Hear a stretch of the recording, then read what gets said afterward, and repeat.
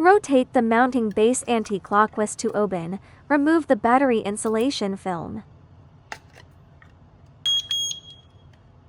Press and hold the button for 5 seconds and release. The indicator light blinks rapidly. Open the Allow devices to access the network. Add the device in Unknown Network Access Devices. The device is added. Rotate the mounting base anti-clockwise to open. Remove the battery insulation film.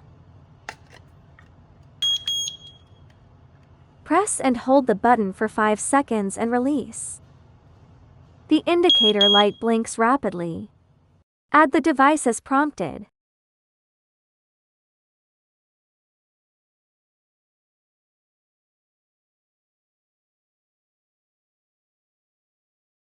Select room.